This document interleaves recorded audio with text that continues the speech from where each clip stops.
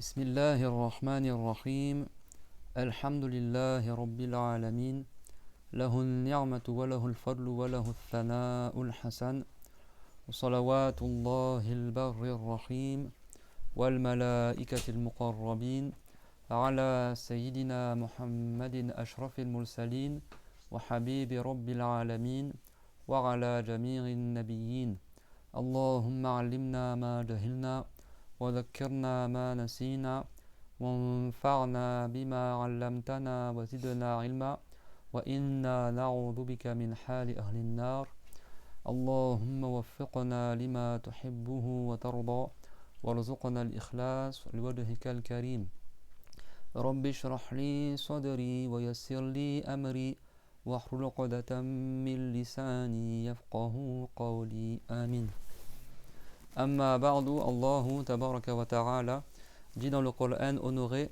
وتعاونوا على البر والتقوى ولا تعاونوا على الإثم والعدوان, c'est-à-dire entraidez-vous pour les œuvres de bien et l'obéissance à Allah et ne vous entraidez pas pour le péché et la désobéissance à Dieu. Donc on met l'intention d'appliquer cette ayah, s'entraider pour la piété. Et c'est quoi la piété, vous vous rappelez?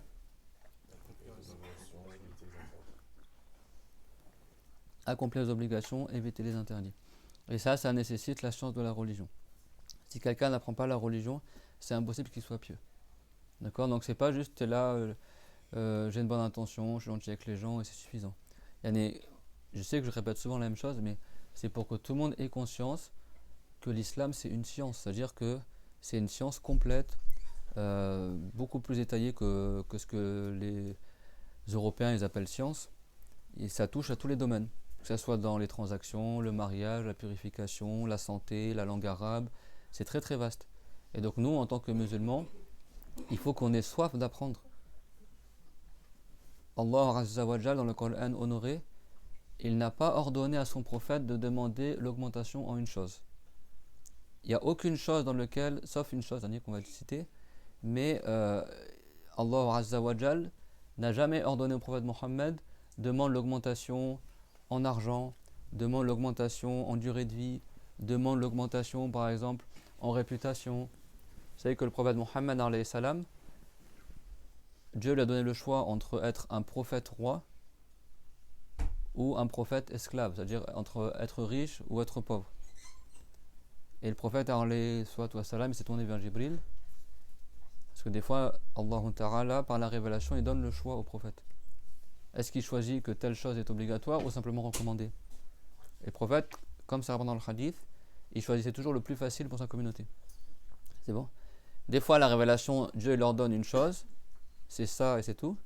Et des fois la révélation, Allah Ta'ala, il laisse le choix au prophète. Si tu veux, tu fais ça. Si tu veux, tu fais ça. C'est bon? Et le prophète choisit entre les deux. S'il choisit ça, c'est la révélation. S'il choisit ça, les deux, c'est la révélation. C'est clair, tout le monde?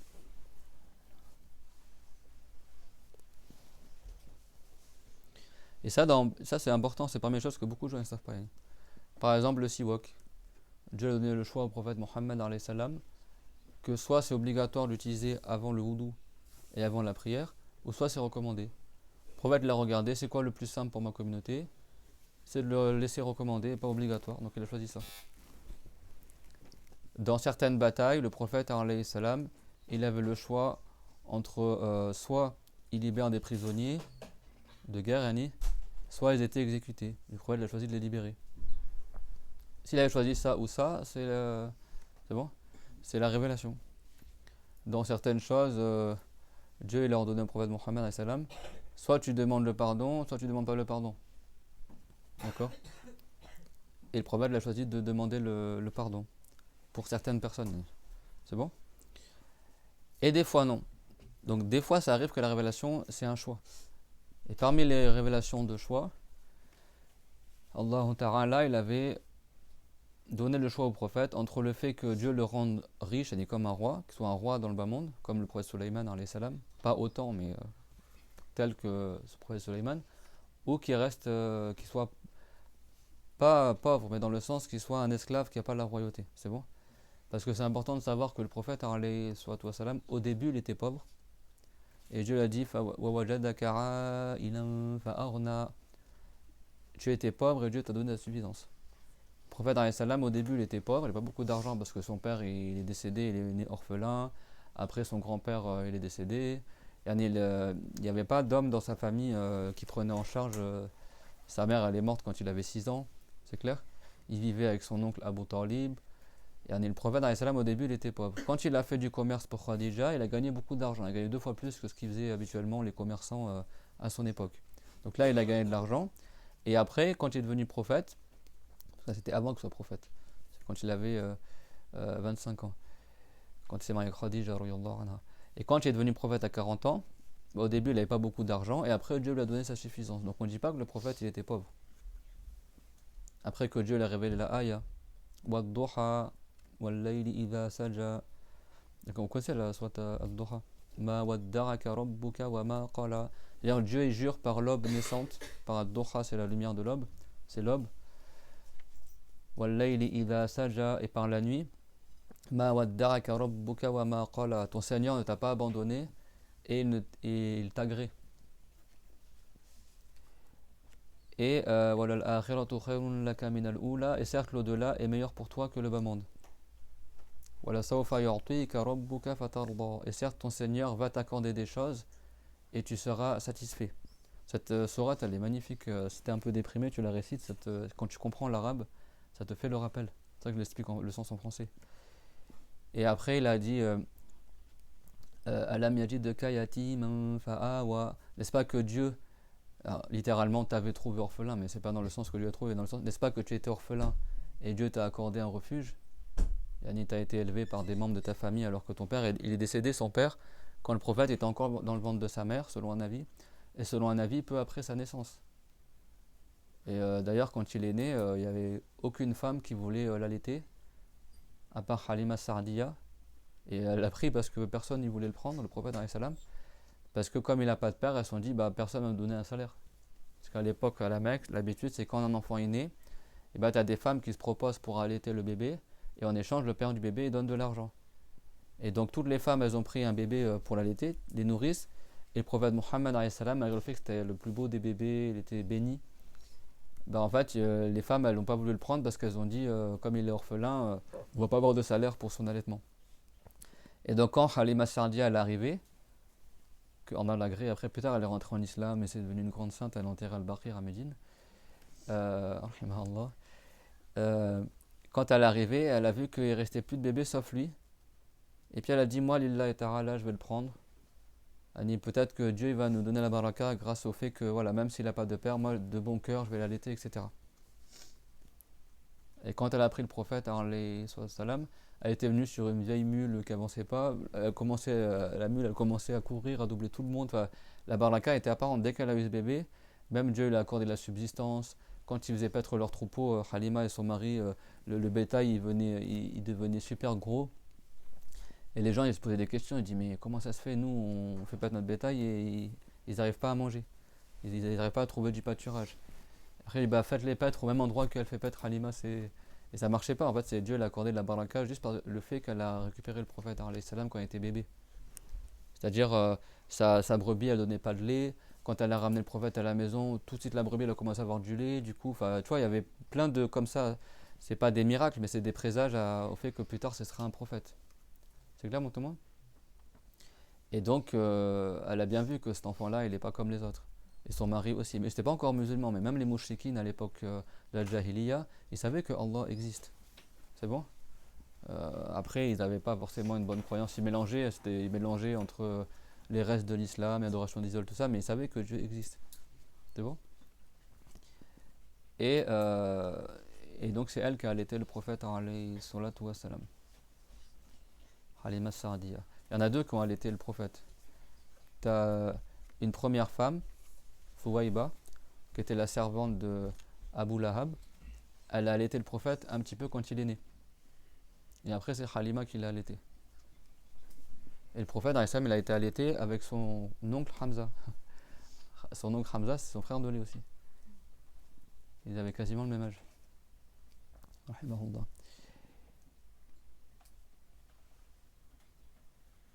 Sallallahu ala Muhammad wa ala jami'in nabiyyin. Et donc, Dieu il a dit Alam yajidka yatiman fa'awa. N'est-ce pas que tu étais orphelin et Dieu t'a donné un refuge? Wa wajadaka dallan fahada. Et tu étais perdu et Dieu t'a guidé. Alors attention, cette ayah, ça ne veut pas dire qu'il était égaré le prophète dans le sens religieux du terme. Ça veut dire que certains savants disent que quand il était petit, le prophète alayhi salam, il était sorti de la Mecque et il s'est perdu. Et Dieu il a fait qu'il a réussi à retrouver son chemin et il est revenu à la Mecque en sécurité. C'est bon? Et certains savants, ils ont dit, ça veut dire que quand tu étais plus jeune, tu étais musulman, mais tu ne connaissais pas tous les détails de la religion. Parce que le prophète Mohammed alayhi salam, avant qu'il reçoive la révélation, il était musulman comme tous les prophètes. Mais il priait pas, il jeûnait pas, parce qu'il n'y avait pas de loi révélée à son époque. Il allait en haut de la montagne, Jabal al-Nur, la montagne de la lumière, dans la grotte de Hira, et il invoquait Allah. Il adorait Allah sans suivre de loi. C'est-à-dire à sa manière, il invoquait Allah, il faisait des supplications, mais il n'y avait pas de loi de l'islam. Donc il avait la bonne croyance, mais après au niveau de la pratique, le prophète alayhi salam, il faisait des doigts. Il invoquait Allah, il s'isolait, il méditait. C'est bon? Et après, quand Jibril est venu voir le prophète alayhi salam, il lui a annoncé qu'il est devenu un prophète. Et après, Jibril a enseigné au prophète Mohammed comment faire le wudu, comment faire la prière, et des choses de l'au-delà. Et au fur et à mesure, le prophète il a appris petit à petit les détails de la religion. Pas la base de la foi. Le prophète a toujours eu la foi. Depuis qu'il a l'âge de distinction, il a toujours su que Dieu il existe. Mais après, les détails de l'au-delà, il y a des trucs qu'il ne peut pas savoir tout seul. Et donc, au fur et à mesure, le prophète il a appris les détails de la foi. Qu'est-ce qui va se passer au jour dernier, comment est le paradis, comment est l'enfer, les anges, certaines choses du monde caché, etc.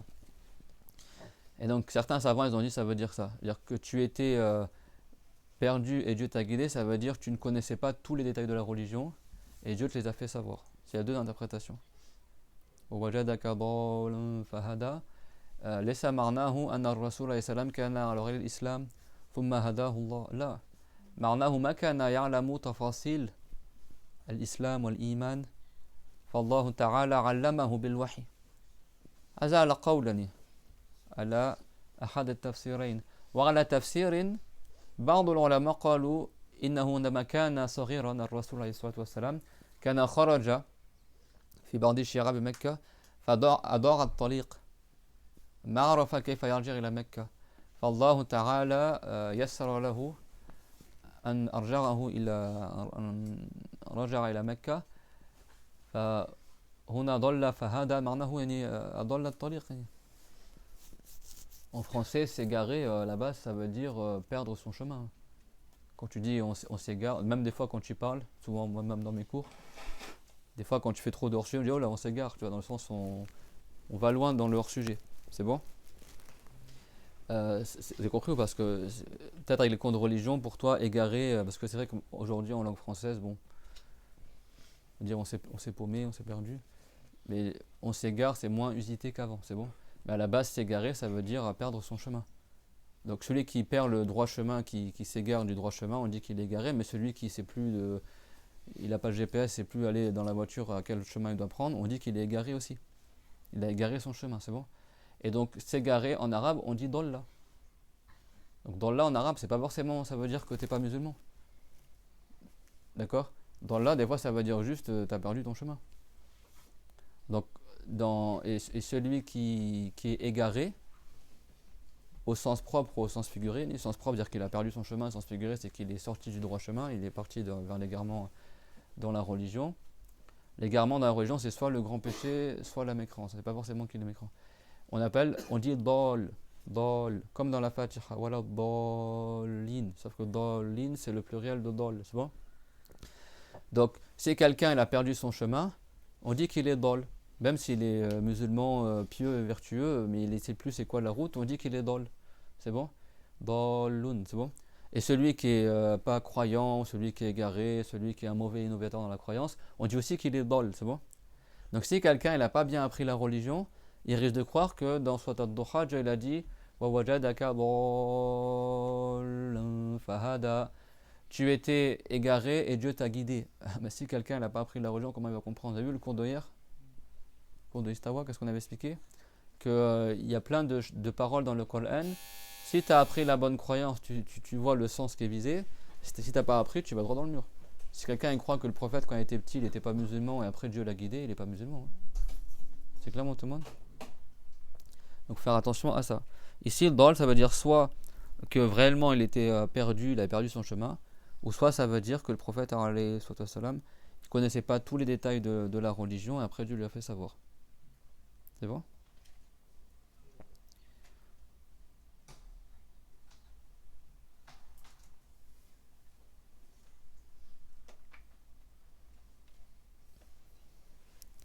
Donc c'est pour ça que la chance de la religion, c'est une lumière. Je suis en train de réfléchir pourquoi on parlait de ça en fait.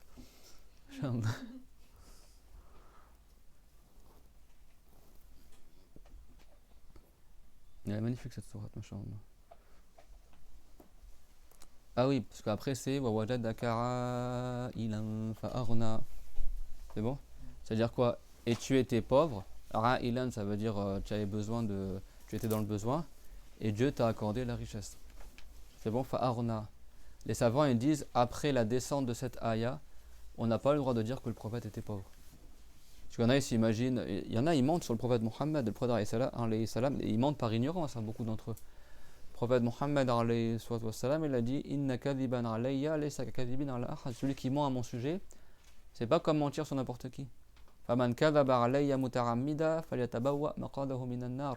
Celui qui ment volontairement à mon sujet, qui prenne sa place en enfer. Ça veut pas dire que si c'est involontaire, tu tombes pas dans le haram. Dans les deux cas, tu tombes dans le haram. Mais pire, si toi volontairement tu mens sur le prophète. Il y en a, ils disent quoi?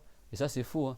Ils disent ah, mais le prophète, c'était un berger, il vivait dans une petite cabane, puis avant de mourir, sois faites la prière. Je sais pas, ils s'imaginent un truc, c'est totalement faux. Le prophète, il a jamais, aucun prophète n'a été berger. Il y avait le métier de berger.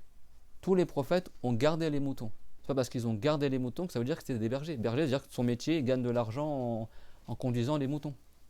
Le prophète, le métier qu'il a fait, c'était commerçant. C'est bon? Le métier de berger, c'est pas un métier digne des prophètes.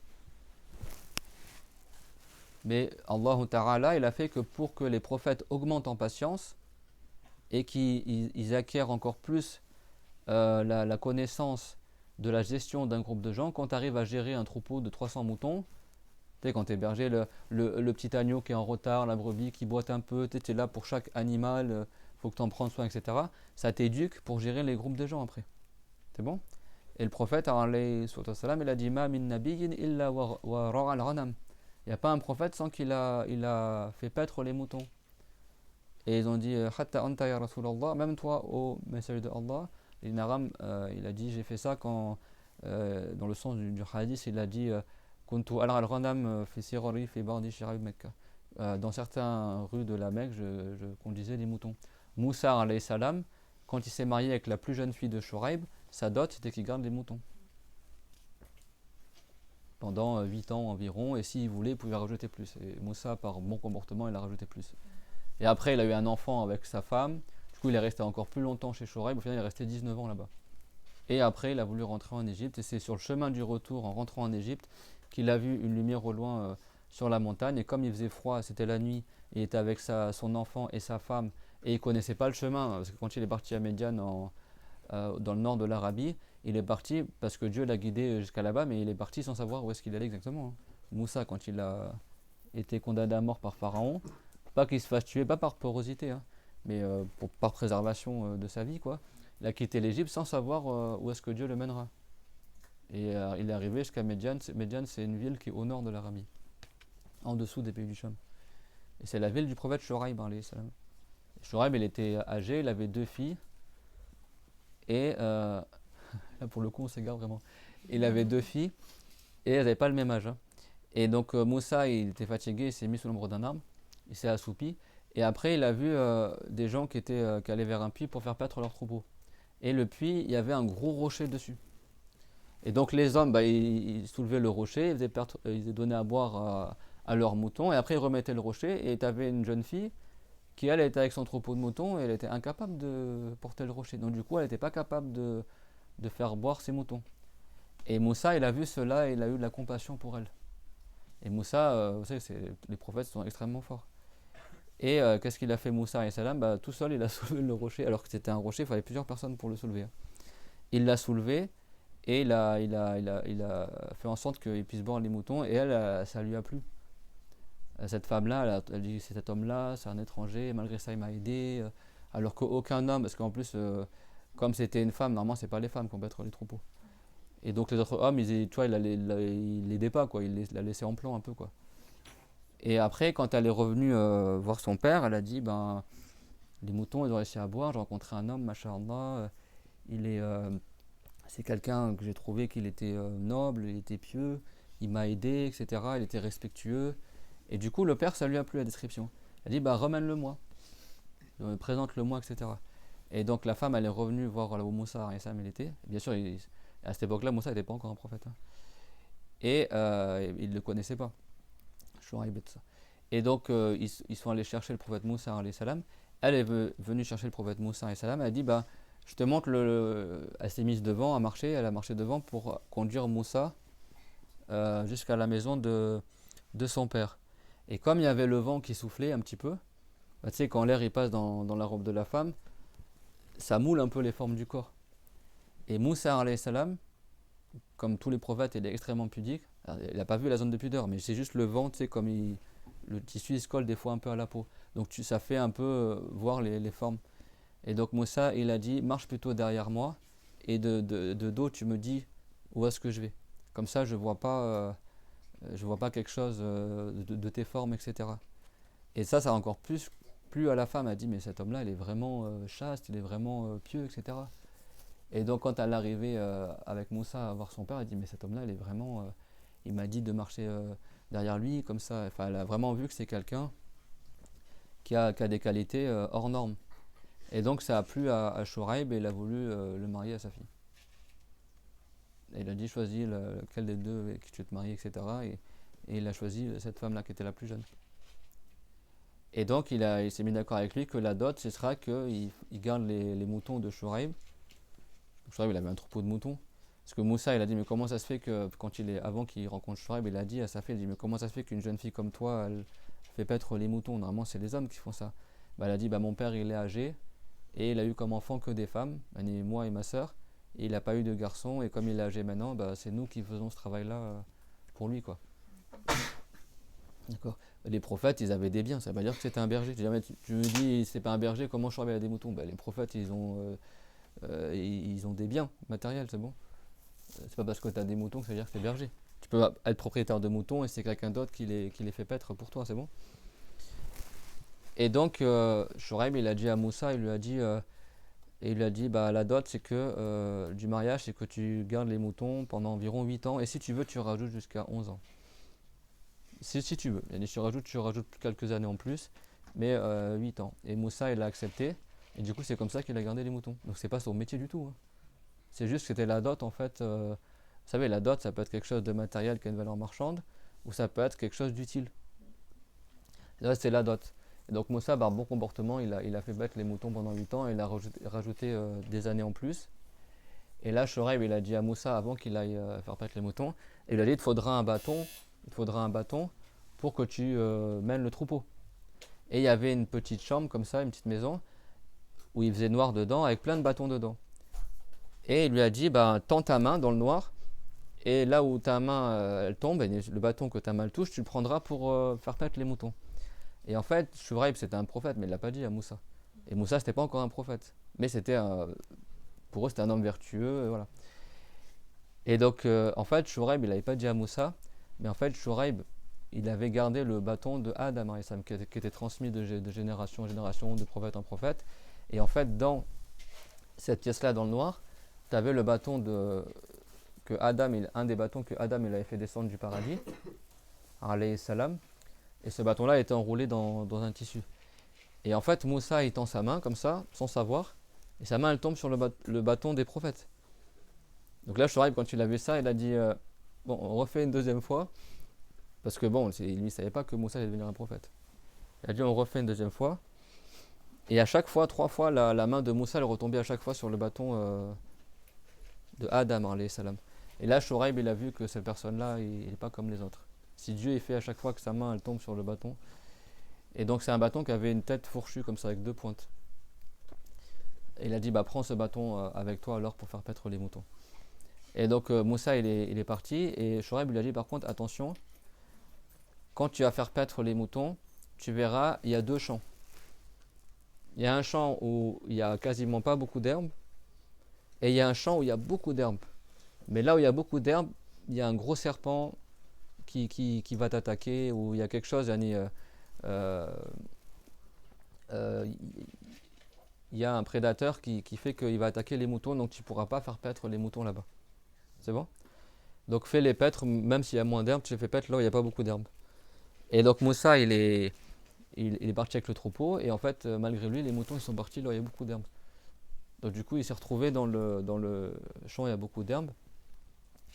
Et pendant qu'il était, donc il faisait paître les moutons, et après, bon, les moutons ils mangent, après il s'est assoupi. Et pendant qu'il dormait, bah, tu as eu le prédateur qui est arrivé pour attaquer les moutons. Et là, le bâton de Moussa alayhi salam s'est mis à combattre le gros serpent qu'il y avait. Combattre, tac, tac, tac, tac. Et après, quand Moussa s'est réveillé, il a trouvé un gros serpent ensanglanté à côté de lui mort. Et le bâton posé rempli de sang. Et là, il a compris que c'était quelque chose avec le bâton. Et du coup, ça fait que les moutons ils sont revenus, ils avaient bien mangé, donc Shoaib il était étonné. Et après Moussa il lui a raconté, il a dit bah en fait oui il y a le serpent qui est arrivé mais au final il s'est passé ça. Et là Shoaib il a encore plus vu que cette personne là il a quelque chose en plus que les autres. Et il lui a laissé le bâton. Et après Moussa alayhi salam il a eu un enfant avec cette femme là. Et du coup il voulait rentrer en Égypte à la base mais comme son enfant était encore petit il a dit je vais attendre que l'enfant il grandisse un peu et après j'entrerai en Égypte. Donc au final entre les 8 ans de la dot plus les 2 ans, je me rappelle bien jusqu'à 11 ans, il a 10 ans c'était. Il a rajouté jusqu'à 10 ans, oui c'est 2 ans, oui, 8 ans plus 2. Et après cela, il a encore rajouté 9 ans le temps que son enfant ait grandi. Donc il est resté 19 ans environ chez Shouraïb. Et après, il a décidé de rentrer en Égypte. Jusque-là, il n'était toujours pas prophète, hein. Et donc il a pris le chemin du retour pour aller en Égypte, mais sans savoir exactement où est-ce qu'il faut passer. Mais c'est fier Allah, c'est un musulman, hein, le prophète Moussa. C'est fier Allah, tout comme il est sorti d'Égypte, Dieu l'a guidé jusqu'à Médiane et il a dit moi je me fie à Dieu et il me guidera Inch'Allah jusqu'en Égypte. Donc il est parti avec son épouse et son enfant et c'était la nuit et il faisait froid. Et donc il a vu comme une sorte de feu au loin. D'accord, il a vu comme une sorte de feu au loin. Et donc qu'est-ce qu'il s'est dit? Il s'est dit bah là où il y a du feu, il y a des gens. Logiquement, tu vois. Donc il a dit à son épouse reste ici avec notre enfant et moi je vais monter en haut de la montagne.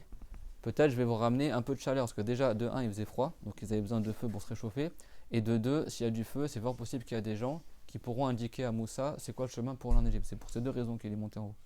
C'est bon? Et quand il est arrivé en haut de la montagne, donc le mont Tyr, Tour du Sina, et il est monté en haut et en fait il s'est rendu compte que le feu qu'il voyait c'était un arbre en fait qui brûlait mais sans brûler en fait. Il y avait un arbre pas loin. C'est bon? Et en fait, c'était pas réellement du feu, c'était les anges en fait qui avaient fait de la lumière, juste pour que Moussa il vienne tout seul en fait à cet endroit-là. Et quand il est arrivé près de l'arbre, Dieu l'a révélé au prophète Moussa alayhi salam qui est devenu un prophète. Et il l'a révélé par sa parole qui est ni un son, ni des lettres, ni une langue, sans que ça prenne place dans l'oreille et sans que ce soit l'arbre qui lui parle comme certains égarés disent comme les Mortazila. Dieu l'a fait entendre sa parole qui est ni un son, ni d'être, ni une langue et qu'on ne peut pas imaginer à Moussa alayhi salam. Directement Dieu l'a parlé à Moussa et Moussa était avec son bâton du coup et il lui a révélé qu'il est devenu un prophète maintenant. T'imagines? Et Moussa c'est le seul prophète qui a entendu la parole de Allah à part le prophète Mohammed alayhi salatu wassalam. C'est ça qu'on l'appelle Kalimullah. Et ça c'est dans le Coran. Wa kallama Allahu Moussa taklima. Et Dieu a parlé à Moussa avec un parlement soi-disant. En arabe, il dit si tu confirmes le verbe par son nom qui le correspond, c'est obligatoirement que ce soit au sens propre, pas au sens figuré. C'est bon? Parce que nous on sait, le Coran on dit c'est la parole de Dieu au sens propre, mais dans le sens religieux, c'est-à-dire que c'est l'expression de la parole de Dieu. Et des fois dans les hadiths, on dit Dieu il a dit à telle personne, en fait c'est par le biais d'un ange. En fait c'est l'ange qui dit à la personne Allah te dit ça, c'est bon? Mais par métonymie, dans les hadiths, des fois, c'est rapporté Dieu dit alors à la personne. quelqu'un qui est mort, Dieu lui pose une question. En fait, c'est l'ange qui transmet, parce que dans le bas monde, personne n'entend la parole de Allah Azza wa Jal. Si vous voyez dans les hadiths que certaines personnes, grands pécheurs, ils sont morts, et après leur mort, Dieu leur a demandé pourquoi tu as fait ci, ou pourquoi tu as fait ça, avant le jour dernier. C'est-à-dire que c'est l'ange qui transmet la parole de Dieu, c'est pas directement, et Dieu il parle à la personne. Mais dans le hadith, c'est pas marqué ça, mais c'est par métonymie. Et donc c'est valable de dire Dieu a parlé à la personne dans le sens il a fait savoir à la personne quelque chose par le biais de quelqu'un d'autre par exemple. Donc si Dieu l'avait dit qu'il a parlé à Moussa, ça aurait pu admettre au sens propre que réellement Moussa a entendu la parole de Dieu, qui n'est pas un son ni d'être une langue, ou alors ça peut vouloir dire que Dieu l'avait envoyé un ange à Moussa et l'ange il a dit ton Seigneur dit et après c'est bon. Ça aurait été au sens figuré. Sauf qu'en langue arabe, si tu emploies le verbe et après tu emploies le masdar qui correspond au verbe, c'est-à-dire le nom commun qui est relatif au verbe, par exemple un verbe frapper, c'est bon. Frapper c'est le verbe. C'est quoi le nom qui correspond au verbe? Frappe. C'est bon. Boire, manger, le manger, c'est bon. Boire la boisson, c'est bon. Donc si tu dis je l'ai frappé, ça peut être je l'ai frappé d'étonnement, ça c'est au sens figuré. Mais si tu dis je l'ai frappé d'une frappe, ça peut être que le coup ici, ça peut pas être frappé d'étonnement, etc. C'est bon. C'est pareil, par exemple, tu dis je l'ai parlé, par exemple, tu as parlé au président, en fait, tu as parlé au secrétaire, machin, qui a fait remonter ta parole au président. Oui, c'est bon, j'ai parlé au président, ou en fait, tu n'as pas parlé directement au président. Ça, c'est un sens figuré, c'est bon. Ou alors tu lui as écrit, tu n'as pas parlé. Mais si tu lui dis je lui ai parlé d'une parole, bah, ça peut être que la parole, quoi. Ça va pas être. Bon, en français, c'est un peu bizarre, mais en arabe, ça se fait. Quand tu veux insister sur une chose, tu emploies le verbe, après tu dis par exemple darabahu darban. Il l'a frappé d'une frappe. Kallamahu takliman. Je sais pas moi. Ils emploient le nom qui correspond au verbe pour insister, c'est bon. Et dans le Coran, Dieu l'a dit wa kallamallahu Musa taklima. Dieu il a parlé à Moussa d'un parlage entre guillemets, c'est bon. C'est-à-dire c'était pas au sens figuré, c'est au sens propre. C'est-à-dire réellement Dieu l'a parlé à Moussa et Moussa a entendu la parole de Allah qui est ni un son, ni des lettres, ni une langue. Et il en a compris qu'il est devenu un prophète. Alors c'est important dans le Coran qu'est-ce qu'il a été dit dans le sens, tu vois. Et Allah Ta'ala, ça c'est parmi la rhétorique du Coran aussi. Des fois on pose la question pour mettre à l'aise la personne. C'est bon? Pour que la personne se sente bien ou se sente. Et Moussa, imagine, il est tout seul dans la nuit. Tu vois, tout seul dans la nuit, tu t'attends pas du tout à ça, quoi. À recevoir de la révélation, c'est étonnant, tu vois.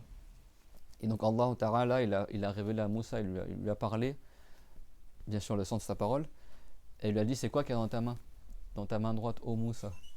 Ça c'est juste Dieu il sait toutes choses bien sûr, mais c'est juste une question pour que Moussa il soit apaisé. Ça veut pas dire que Dieu était dans la montagne, d'accord. Dieu il n'est pas dans un lieu, c'est clair. Et il a dit bah ça c'est mon bâton, je m'en sers pour conduire le troupeau de moutons. Également je m'en sers pour m'appuyer dessus, et il a d'autres profits aussi. Le bâton de Moussa alayhi salam, quand Moussa il marchait avec ce bâton là qui faisait plusieurs mètres de haut, Moussa alayhi salam, le bâton il discutait avec lui, il faisait la conversation pendant qu'il marchait. Et ce bâton là il avait une tête avec comme fourchue, c'est bon Mariam. Et quand c'était la nuit, et ben les deux têtes elles s'allumaient comme des bougies et ça allait éclairer son chemin. Et s'il y avait un loup qui voulait s'attaquer au troupeau comme ça, et ben le bâton il combattait le loup et il défendait le troupeau de moutons. Et si Moussa il avait faim, hop, il plantait le bâton dans le sol et ça faisait des branches qui poussaient sur le bâton et tu avais des fruits, il mangeait les fruits. S'il voulait boire de l'eau, hop, la tête du bâton elle s'allongeait, elle se transformait en seau, elle s'allongeait jusqu'au fond du puits et après il ramenait l'eau comme ça. S'il avait besoin de s'ombrager, il plantait le bâton dans le sol, les deux têtes du bâton elles s'allongent, hop, il met son châle, son rida il est sur le bâton, il se fait une petite tenture comme ça et il s'ombrage dessous. Il avait plein de... Ça c'est un miracle, c'est le bâton de Moussa alayhi salam. Et le prophète Moussa alayhi salam, Dieu lui a dit alors lance ton bâton sur le sol. Et il a lancé son bâton sur le sol. Et là le bâton il s'est transformé en un serpent immense. Mais quand je vous dis immense, c'est-à-dire que le serpent il faisait plusieurs centaines de mètres de long, quoi. C'est-à-dire quand il a ouvert la bouche, le serpent de Moussa, là je parle avant d'aller voir Pharaon, dans la montagne, sa bouche elle faisait environ 30 mètres de haut. L'ouverture de sa bouche, 70 coudées. Le serpent il a commencé à manger les arbres, à manger les rochers et tout devant Moussa. Et là Moussa, subhanallah, pour dire à quel point les prophètes sont courageux. Et il a eu à ce moment-là une crainte naturelle. Enfin, nous, on serait peut-être mort crise cardiaque. Lui, il a eu une crainte naturelle. Qu'est-ce qu'il a fait? Il a juste tourné le dos au serpent et il a commencé à partir. Mais pas, il s'est pas enfui en courant. Hein.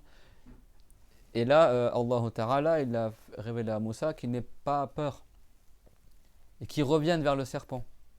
Et je peux dire, quand le serpent il mangeait, Moussa il entendait les sons des cailloux en train d'être mâchés par le serpent et aller dans son corps, etc. Hein. Et Moussa il a juste tourné le dos, il a commencé à partir. Parce que tu vois ça, crainte naturelle, t'as pas envie qu'il te mange le serpent. Donc, il a commencé à partir. Et Allah Ta'ala, il a dit à Moussa de ne pas avoir peur de ce serpent-là et de revenir. Et regarde ce qu'il a demandé à Allah Ta'ala. Certains savants disent ça. Dieu leur donnait à Moussa alayhi salam de mettre sa main dans la bouche du serpent et avec sa main de mettre sa main sur la langue du serpent. Je ne sais pas si tu imagines le courage qu'il faut, quoi. C'est-à-dire le serpent quand il ouvre sa bouche, ça fait la taille d'un immeuble. Et Moussa comme ça, avec sa main, il a posé sa main sur la bouche du serpent et quand il a serré la langue, c'est redevenu son bâton et il a retrouvé avec le bâton dans la main. Et avant cela, Dieu il a dit à Moussa, il a dit rentre ta main droite dans la poche de ton khamis. Donc Moussa il a rentré sa main droite dans la poche de son khamis et quand il l'a ressorti, sa main elle éclairait plus que le soleil. Elle est ressortie blanche, sans maladie. C'est dans le Coran, dire que c'était pas une blancheur, parce que quand tu dis blanc, ça peut laisser entendre quelque chose. Moussa il était un peu matin de peau, il n'était pas blanc. Mais sa main elle est ressortie blanche, certains savants disent qu'elle est ressortie lumineuse. Elle éclairait comme le soleil, quoi. Et donc Dieu il a révélé à Moussa, il a dit pars avec ces deux miracles, tu vas voir Pharaon et tu l'appelles à l'islam. Tu l'appelles à l'islam. Le miracle de la main qui éclaire comme le soleil et le miracle du bâton. Et donc là Moussa alayhi salam, il a invoqué Allah et il a dit également seconde-moi, soutiens-moi par mon frère Haroun pour qu'il soit une aide pour moi. Parce que Moussa il n'avait pas peur de Pharaon. Hein. Moussa il a été élevé par Pharaon. Il a été adopté par Pharaon, hein, Moussa. Alayhi salam, il a grandi dans le palais de Pharaon et c'était comme presque son père, quoi, au niveau de l'éducation, c'est bon. Pharaon c'est parmi les pires des non-croyants et Moussa c'est parmi les meilleurs des prophètes. D'ailleurs c'est ce qu'il lui reprochait, hein, Pharaon. Quand Moussa est parti voir Pharaon, Pharaon lui a dit, mais t'as grandi chez nous et maintenant tu as notre religion, parce que Pharaon il prétendait être Dieu soi-disant. Et donc Moussa, qu'est-ce qu'il a fait? Il a sorti sa main devant Pharaon et ça a éclairé comme ça, comme le soleil. C'est évident que c'est un miracle. Et Pharaon il a dit quoi? Il a dit toi t'es un grand sorcier, c'est tout. Il a dit c'est de la sorcellerie que tu fais. Il a dit on donne rendez-vous à tel endroit, à telle heure, et moi je rassemble mes sorciers et on verra c'est qui le plus fort en sorcellerie. Vous avez compris? Alors que Pharaon il a très bien vu que c'était un miracle, mais tellement il était orgueilleux il n'a pas voulu accepter. Et il a donné rendez-vous à Moussa alayhi salam en début d'après-midi, en plein soleil, et il avait rassemblé, je ne sais pas combien, 300 sorciers, enfin tous les grands sorciers de son royaume, etc. Et le chef des sorciers c'était un aveugle. Vraiment parmi les pires des gens, quoi. Les sorciers ils travaillent avec les djinns, ils font des trucs chelous, etc. Et en fait ils avaient fait, tu sais, les sorciers ils n'ont pas réellement de pouvoir magique, c'est juste des illusions, ils travaillent avec les djinns, ils font des tours de passe-passe, alors que le miracle c'est vraiment quelque chose d'extraordinaire que Dieu ait créé pour un prophète qui soutient la véracité du prophète, comme quoi il est réellement envoyé par Allah. C'est bon les enfants? Et donc qu'est-ce qu'ils avaient fait? En fait ils avaient fait une stratégie. Ils avaient pris des cordes, les sorciers, et ils avaient mis dessus du mercure. Tu sais, le mercure, zibbaq, c'est un métal qui est liquide. Et vous savez, dans le thermomètre, là, le mercure, quand il fait chaud, il se dilate et il bouge, c'est bon. Eux, qu'est-ce qu'ils ont fait? Ils ont enduit les cordes de mercure et ils les ont jetées en plein soleil. Et tu sais, comme les couleuvres, tu sais comment ça fait les couleuvres, ça. Comme les cordes, les cordelettes, elles étaient enduites de mercure, et tu sais, le mercure ça brille au soleil, c'est un peu argenté, tout ça. Et les cordes, du coup, elles se mettaient à se dandiner comme ça, avec la chaleur du soleil et le mercure, ça faisait que les cordes, ça donnait l'impression que c'était des serpents en fait. Mais vous voyez, il n'y a rien de réel en fait, c'est juste une illusion d'optique. Et Moussa alayhi salam, il a jeté son bâton sur le sol, et du coup, il s'est passé le même miracle qui s'est passé sur la montagne. Et là, son bâton il s'est transformé en serpent, mais c'est pas la petite couleuvre. Il s'est transformé en serpent énorme qui a avalé toutes les cordes. Et quand le serpent il a ouvert sa bouche, il a ouvert la bouche devant Pharaon qui était assis sur son trône là. le bas de la bouche du serpent, il est au niveau du sol, et le haut de sa bouche, il est au niveau du plafond du palais de Pharaon. Je sais pas si t'imagines. Pharaon, quand il a vu ça, il s'est uriné dessus, tellement il a eu peur. Et ce qu'a rapporté dans le Coran que le bâton de Moussa, c'était Jan. Jan, en arabe, ça veut dire la petite couleuvre que tu ne vois pas.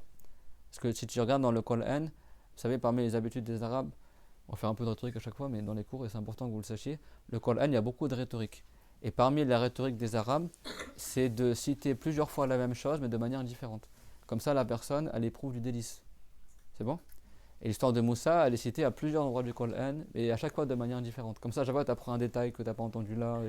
Et ça, c'est l'habitude des Arabes.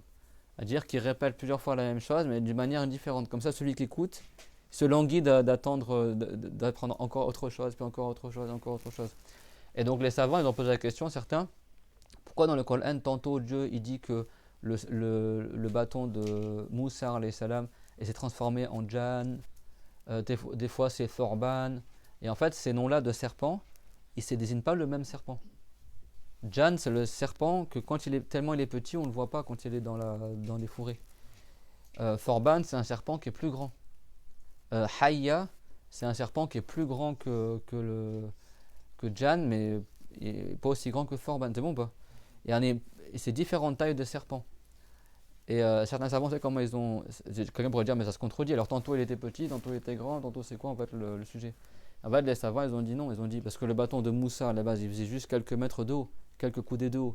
C'est bon, environ 2 mètres de haut, le bâton de Moussa, alayhi salam.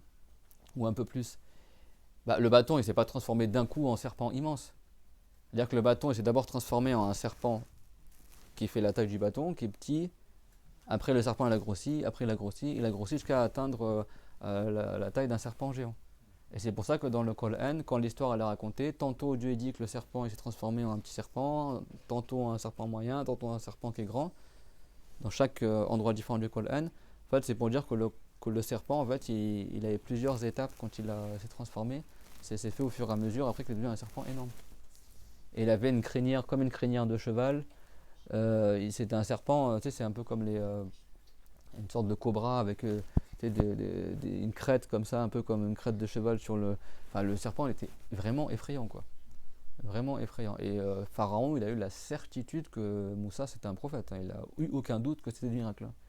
Mais tellement il était orgueilleux, il a dit non, ça c'est de la sorcellerie, tout ça.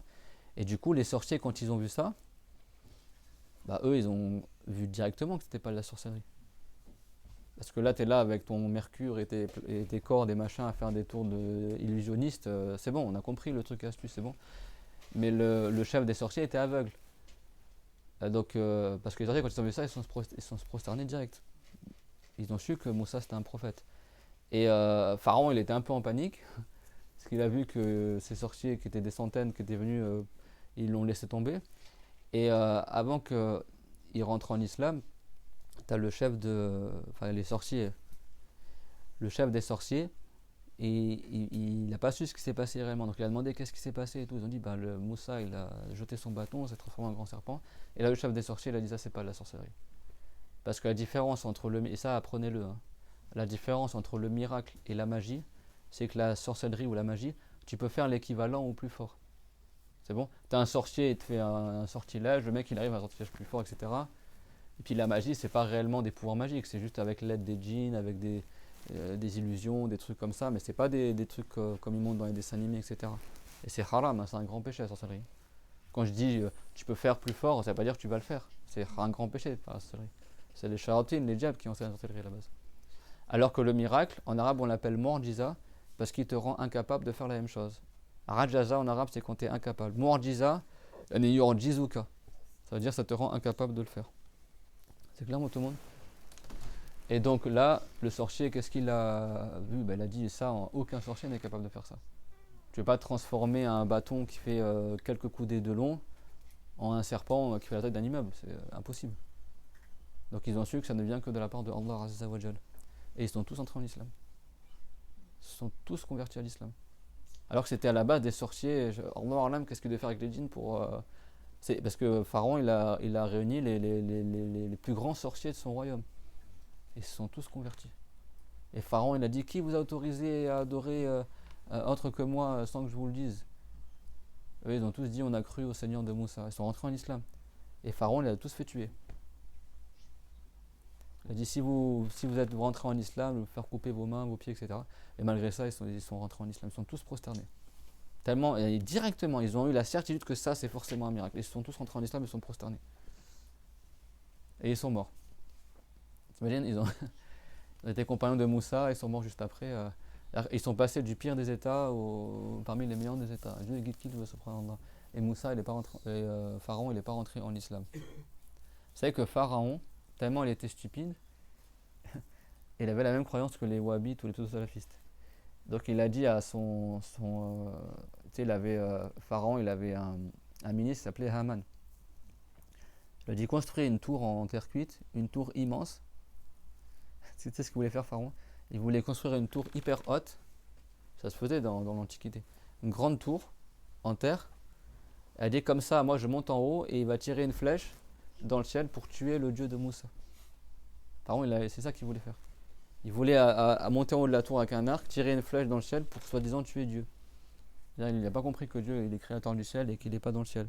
Mais c'est pour dire, si quelqu'un croit que Dieu est dans le ciel, il a la même croyance que Pharaon. Quoi. Il n'a pas compris c'est qui Allah Azza wa Jal. Subhanallah. Et c'est au moment où il allait mourir, quand il a su qu'il allait mourir avec certitude, parce qu'il allait se noyer, il a voulu dire qu'il croit au Seigneur de Moussa. Et quand quelqu'un il est sûr qu'il va mourir, c'est trop tard, son repentir il n'est pas accepté. Donc il est mort et il n'est pas rentré en islam. Alors, l'histoire elle est longue, hein. L'histoire de Moussa c'est parmi l'histoire la plus détaillée dans le Coran. On pourrait faire 4 heures de cours dessus, là il y a d'autres choses à dire mais je ne vais pas tout vous dire. Et Moussa alayhi salam, c'est lui qui dans l'histoire al-Mi'raj, il a été la cause pour qu'on passe de 50 prières obligatoires à 5 prières obligatoires. Moussa est au 6e ciel et le prophète quand il a vu le prophète Moussa, après il est parti à un endroit tout seul. Et là, masha'Allah, comme Moussa, Dieu lui a fait entendre sa parole. Et il a entendu la parole de Allah Azza wa Jal. Et il en a compris que Dieu lui ordonne à sa communauté et à lui de faire 50 prières par jour et par nuit. Donc il est revenu à l'endroit où le prophète Moussa il était au 6e ciel. Et Moussa alayhi salam, il a dit qu'est-ce que ton Seigneur il t'a ordonné? Il a dit 50 prières. Et Moussa à son époque avait que 2 prières. Que 2. Et donc Moussa il a dit mais mon peuple avait moins que cela et malgré ça beaucoup d'entre eux avaient du mal à faire la prière. Repars à l'endroit où tu étais et demande à ton Seigneur qu'il allège. Ça ne veut pas dire que Dieu était à cet endroit-là. Et le prophète il est revenu à l'endroit où il a entendu la parole de Allah et il a demandé à Allah qu'il allège. Donc de 50 c'est passé à 45. Après il est revenu voir le prophète Moussa alayhi salam. Et Moussa lui a dit mais ma communauté est moins que cela et malgré ça ils ne faisaient pas beaucoup la prière. Beaucoup d'entre eux ils n'appliquaient pas. Donc redemande à ton Seigneur d'alléger. Et comme ça il a fait environ 9 fois aller-retour jusqu'à qu'il est passé de 50 prières à 5 prières. D'accord? C'est plutôt de 40, 30, de 10 en 10 plutôt. Et après donc 5 prières c'est toujours plus que 2 prières. Et donc Moussa il a dit ma communauté ils avaient moins que ça et malgré ça beaucoup d'entre eux ils négligeaient la prière. Donc repars demander à ton Seigneur l'allègement et le prophète a dit j'ai honte de demander plus. Et après il a dit hunna khamsun hunna khamsuna. Il a dit c'est 5 prières mais qu'en valent 50. Donc s'il n'y avait pas eu le prophète Moussa on aurait eu 50 prières obligatoires. Donc ça prouve que les prophètes sont utiles après leur mort. Et quand il est monté au 7e ciel, il a vu le prophète Ibrahim alayhi salam, son arrière-grand-père. Et le prophète Ibrahim, c'est lui qui nous a enseigné de dire La hawla wa la quwwata illa billah. Et qu'à chaque fois que je dis cette parole-là, il y a un arbre dont le tronc en or est planté au paradis pour toi. Et même quand tu dis d'autres paroles de zikr aussi. Le prophète Ibrahim alayhi salam qui était adossé dans le ciel contre une maison qu'on appelle Bayt al-Marmour. Cette maison-là, tous les jours, il y a 70 000 anges qui rentrent pour faire la prière et ils ne reviennent pas. C'est l'équivalent de la Kaaba, mais pour le 7e ciel. Chaque ciel, il y a une Kaaba dans le ciel, enfin une maison, une mosquée qui est dans l'alignement de la Kaaba sur terre. Et pareil dans chaque terre que Dieu l'a créé. Ça, c'était le 27 de Rajab, quand le prophète est monté dans les cieux. Et avant cela, le prophète a fait le voyage nocturne, donc il a fait de la Mecque jusqu'à Jérusalem. Et durant son voyage, il est passé d'abord à Médine. Médine, c'est au nord de la Mecque, avant que ce soit Médine. Et Jibril alayhi salam, il a demandé au prophète alayhi salam de s'arrêter là, de descendre et de faire une prière d'Oraka. Après, il est parti à Bethléem, à Jérusalem, là où il est né le prophète. Isa alayhi salam, et à l'endroit où il est né, également il a fait d'Oraka pour les bénédictions de ces lieux-là. Également au mont Sinaï, où le prophète Moussa a reçu la révélation et est descendu à fait d'Oraka. Ça, c'est pour nous montrer que de rechercher la baraka par les lieux saints aussi. N'est-ce pas que dans le Coran, Dieu l'a dit quoi? Dieu leur donna à Moussa d'enlever ses sandales. Il a dit enlève tes sandales car tu rentres dans la vallée bénie de Touwa. C'est-à-dire pour qu'il puisse profiter de la baraka de la vallée, Dieu il lui a ordonné de marcher pieds nus dans la vallée. Comme ça, il profite de la baraka. C'est dans le Coran. C'est-à-dire qu'en islam, c'est confirmé qu'il y a des endroits qui sont bénis et tu as des récompenses et des bénédictions et baraka à prier à ces endroits-là. Aujourd'hui, il t'empêche de prier à l'endroit où le prophète est né, il t'empêche de prier dans des endroits bénis, etc. Ça, c'est contraire à l'islam. Les prophètes nous ont enseigné de rechercher la baraka. Et le prophète, alayhi salam, durant son voyage nocturne aussi, il est passé à côté de la tombe de la femme qui coiffait la fille de Pharaon. C'était une sainte qui était musulmane et qui cachait son islam. Et la fille de Pharaon, elle était mécrante comme son père. Et elle, c'était la servante que les Banu Israël, les musulmans, ils étaient un peu comme des esclaves pour les gens de Pharaon. Donc ils s'occupaient des tâches, etc. Et elle, son travail, c'était la coiffeuse de la fille de Pharaon. Ne me demandez pas son nom, beaucoup ils demandent. Dans le hadith, c'est marqué la coiffeuse de la fille de Pharaon. Mashitatu bin Pharaon, c'est bon. J'ai pas marqué son nom. Tu n'as pas, t'inquiète pas, tu ne seras pas interrogé l'an dernier, c'est quoi son nom? Là, il demande c'est quoi le nom de la fourmi qui a parlé à Sulaiman. C'était quoi le nom de la mère de Sulaiman? La mère de Moussa, alayhi salam. La mère de Moussa s'appelle comment? Parce que c'est pas marqué dans le Coran. Dieu l'a dit dans le sens wa auhayna ila ummi Moussa. On a révélé à la mère de Moussa, c'est-à-dire que Dieu il a inspiré sa mère. Ça veut dire qu'elle a la révélation. C'est-à-dire il l'a inspiré de sauver son bébé en l'attachant derrière la maison, dans l'eau, etc., dans un petit landau, un petit radeau pour pas qu'il tue Moussa quand il était bébé. Le radeau s'est détaché, il a été emporté par l'eau et il est arrivé jusqu'au bateau où il y avait Pharaon avec sa femme Asia. Sa femme c'était une sainte à Pharaon, c'était une musulmane, mais lui c'était pas un musulman et à cette époque-là c'était permis qu'un non-musulman soit marié avec une musulmane. Et ils ont vu un truc qui flotte sur l'eau comme ça et ils l'ont pris. Et quand Pharaon il a vu Moussa bébé, il l'a aimé. Alors que Pharaon il faisait tuer tous les bébés de Banu Israël dans cette année-là. Mais Moussa alayhi salam, Dieu l'a préservé.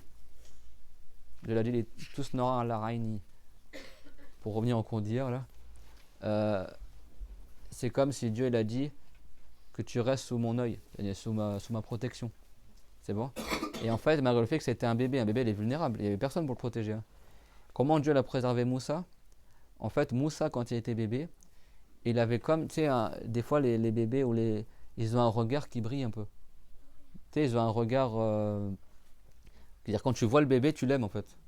Comme il a les petits yeux qui brillent, tu vois, il t'inspire quelque chose. Et en fait, Moussa, il avait ça. C'est-à-dire que tous les gens qui voyaient Moussa bébé, ils aimaient Moussa en fait. Et même Pharaon, quand ils ont pris le petit landau, le petit radeau, et qu'ils l'ont mis dans le bateau, normalement Pharaon il voulait tuer tous les bébés à cette époque-là, qui n'étaient pas de son peuple à lui, qui étaient des Banu Israël, des Hébreux qui étaient des musulmans. Parce qu'il avait rêvé que quelqu'un allait le renverser, il avait peur de son royaume, et ils ont dit c'est un des enfants de Banu Israël qui va te renverser plus tard. Donc lui, pour couper l'herbe sous le pied, comme ils disent pour tuer le truc dans l'œuf, qu'est-ce qu'il a dit? Il a dit bah, je vais tuer tous les garçons de Banu Israël, tous les bébés qui vont naître, comme ça je suis sûr qu'il n'y a pas l'un d'entre eux qui va me renverser. Mais après, ils n'ont plus de serviteurs, donc ces conseillers lui ont dit si tu continues comme ça, on n'aura plus d'esclaves, plus de serviteurs, etc. Donc il a dit bah, dans ce cas-là, une année je tue les bébés qui naissent de Banu Israël et une année je ne les tue pas. Haroun, il est né l'année où Pharaon ne tuait pas les bébés, donc il n'a pas été tué. Mais Moussa, lui, il est né l'année où Pharaon il tuait tous les bébés. Donc c'est comme ça que sa mère, ça que Dieu a inspiré à la mère de Moussa, quand les gardes sont rentrés, elle avait caché le bébé. Derrière la maison, il y avait la rivière qui coulait. Elle l'a mis dans un petit radeau, elle l'a attaché derrière la maison. Quand les gardes sont rentrés, ils n'ont pas trouvé de bébé, ils sont repartis. Sauf qu'entre-temps, le petit radeau il s'est détaché et il a été emporté par l'eau. Dans une version, c'est le petit radeau il est arrivé jusqu'à la berge qui était derrière le palais de Pharaon et tu avais les servantes de Pharaon qui étaient en train de laver le linge ou de faire des choses. elles ont vu le petit bébé, elles l'ont ramené au palais. Et certains savants de tafsir disent que c'était Pharaon, il était en bateau avec sa femme, Assia, et ils ont vu ce bébé. Et dans les deux cas, quand Pharaon il a vu Moussa, il l'a aimé. Et Pharaon a aimé Moussa. Et du coup, il a choisi de l'adopter. Alors qu'à la base, il voulait tuer tous les bébés. Et comme il y avait cette petite étincelle, cette beauté, cette baraka dans Moussa, comme Halima, vous avez vu? C'est pas que Halima elle a récupéré le prophète, elle a dit peut-être j'aurai la baraka en prenant ce bébé dont aucune femme ne veut parce qu'il n'a pas de père, tout ça, elle a eu la baraka. Bah, Pharaon, pareil, il a vu ce bébé-là, il a vu que c'était un bébé qui n'était pas comme les autres, et il l'a aimé, et du coup, il l'a élevé dans son balai. C'est lui qui a recueilli Moussa et qui l'a élevé, Pharaon. Et donc, il a essayé de ramener des nourrices pour allaiter Pharaon. Donc, pour le prophète Mohammed, c'était Halima, sa nourrice. Moussa, quand il était bébé, il a accepté le sein de personne. Il ne voulait pas allaiter des femmes. Et il se trouvait qu'il y avait la grande sœur de Moussa, qui s'appelait Mariam, qui, elle, était servante dans le palais de Pharaon. Et en fait, en faisant le service dans le palais, elle a vu que son petit frère s'est retrouvé adopté par Pharaon. Et du coup, elle en a informé sa mère. Et du coup, comme les femmes étaient employées pour être nourrices, tout ça, sa mère, elle s'est présentée en tant que nourrice, pas en tant que sa mère. Hein. Elle a caché qu'elle était la mère de Moussa, et elle s'est présentée pour être la nourrice. Et Moussa, il acceptait le sein de personne. Et quand sa mère, elle arrivait pour allaiter, tout de suite, il a allaité sa mère.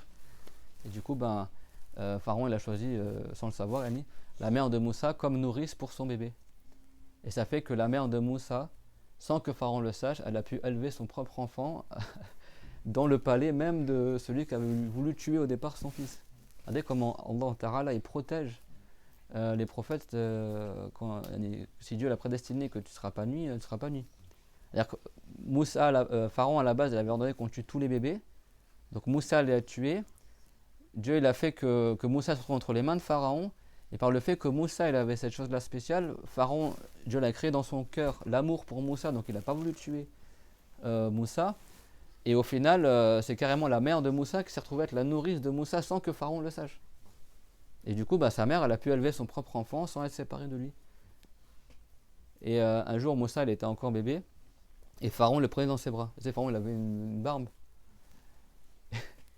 Et Moussa était encore bébé, il a tiré la barbe de Pharaon. Du coup, Pharaon, ça l'a mis en colère, et il a voulu tuer Moussa, quand il était encore petit. Et là, il y a Asha qui arrivait, elle a dit non, mais il est encore petit, c'est pas ce qu'il fait, il raisonne pas. C'est encore un bébé, ne le tue pas. Elle a dit, et de toute façon, t'as qu'à faire l'expérience, tu ramènes un plateau de braise et un plateau de dattes, et tu verras bien lequel des deux il est choisi. Parce que Pharaon il avait peur qu'un enfant très intelligent, c'est lui qui plus tard il va le renverser. Donc elle a dit, si tu vois que lui, si le bébé il va prendre une date, c'est qu'il est très intelligent, il a compris que les braises ça va le nuire. Là on parle d'un bébé, on ne parle pas d'un enfant de 10 ans. Hein. Et s'il va, les bébés ils sont attirés par ce qui brille aussi. Et s'il est plus attiré par les braises, ça prouve que c'est pas l'enfant que tu crois. Elle ne savait pas que c'était Moussa qui allait devenir un prophète, tout ça, bien sûr, on parle bien avant qu'il soit prophète. Et Moussa, bien sûr, était extrêmement intelligent comme tous les prophètes, et il a voulu prendre la date, Moussa. Sauf que Jibril est arrivé et lui a détourné la main pour pas que Pharaon il le tue. Et en fait, Moussa, quand il était petit, du coup, il a touché la braise avec sa langue. Et ça lui a fait une brûlure sur la langue. Et ça, attention aux égarements. Moussa, il zozotait pas. Tous les prophètes sont éloquents. C'est clair, on te montre, si quelqu'un il croit qu'un prophète il zozotait et ne sait pas parler, il n'est pas musulman. Il retourne en islam immédiatement en disant l'attestation de foi, il n'y a qu'un seul Dieu, c'est Allah, Mohammed, le prophète de Allah. Ça lui a fait une brûlure sur la langue, et du coup, ça lui a fait comme une sorte d'accent quand il parlait, mais c'est pas quelque chose qui était laid, et c'est pas quelque chose qui faisait qu'on comprenait pas ce qu'il disait. Mais il avait comme une certaine lenteur, mais quelque chose qui n'est pas contraire à l'éloquence. C'est bon. Et ça, elle a gardé cette trace-là sur la langue, cette sorte de lenteur, jusqu'au jour où il a reçu la révélation. Et quand il a reçu la révélation, il a invoqué l'invocation que je dis en début de chaque cours. Rabbi shrah li sadri wa yassir li amri wa hlul qadatan min lisani yafqahu qawli. C'est-à-dire, Allah, ouvre mon cœur. Ishrah li sadri, ay iftah li sadri, yani wasi' li qalbi, hatta yatahammal al-mashaqqa allati huwa muwajjahun ilayha. C'est quand Moussa il était condamné à mort par Pharaon, il fallait quand même avoir un cœur fort pour aller retourner dans le palais de Pharaon, le défier et l'appeler à l'islam. Et donc Moussa il a demandé à Allah qu'il fasse que son cœur il soit encore plus fort, qu'il renforce le cœur de Moussa. C'est-à-dire que Moussa était peureux, mais qu'il ait encore plus, que son cœur il s'agrandit encore plus pour qu'il puisse absorber, puis qu'il puisse supporter l'épreuve vers laquelle il est envoyé. وَيَسِّرْ لِي أَمْرِي, ça veut dire ça, Rabbi shrah li, shrah en arabe ça veut dire ouvre. Sadri, ma poitrine, ça veut dire ouvre mon cœur pour qu'il soit encore plus résistant. Il puisse absorber l'épreuve et l'assimiler. Je vous rappelle que le prophète Mohammed, avant qu'il fasse Isra al-Miraj, il s'est passé la même chose. Hein. Tu as les anges qui sont arrivés, ils ont ouvert la poitrine du prophète sans que ça le nuise, et ils ont déversé dans son cœur avec un récipient en or, ils ont déversé dedans la sagesse et encore plus de foi, etc., pour que le cœur du prophète puisse supporter les choses extraordinaires qu'il allait voir, parce qu'il a vu des choses, si toi tu les aurais vues, tu serais mort crise cardiaque. Hein. Déjà qu'il a vu un ange qui porte le trône, vous avez vu hier ce qu'on avait dit? Et puis le lobe de son oreille jusqu'à son épaule, tu as 700 ans vol d'oiseau. Imagine, tu vois. Le prophète, salam, il a vu le jubé de l'extrême. Il a dit tellement cet arbre il est beau qu'il n'y a même pas les mots pour décrire sa beauté. Il a dit ses feuilles sont comme des oreilles d'éléphant et ses fruits comme des grandes jarres. Et il est rempli de papillons d'or. C'est vraiment quelque chose de magnifique. Et il a vu le paradis, il a vu l'enfer de loin, et le paradis, il est rentré au paradis. Il a dit, je suis rentré au paradis, et j'ai vu que la plupart des gens du paradis sont les pauvres, seront les pauvres. Dieu lui a fait voir des représentations. Quand il a fait Bajdanchon avec Djibril, il était sur une monture qui vole, une sorte de petit cheval, qui est un peu plus grand que l'âne et un peu plus petit que la mule. La mule, c'est le croisement entre un cheval et un âne. C'est bon? Et ce cheval, cet animal volant, qui était une monture du paradis, que Dieu l'a fait sortir du paradis, qu'on appelle al-Buraq. Beaucoup de prophètes ils l'ont utilisé avant lui. Le prophète Ibrahim, c'est comme ça qu'il faisait le voyage entre Jérusalem et la Mecque pour visiter son fils Ismaïl. 2 fois par jour, vous avez le retour.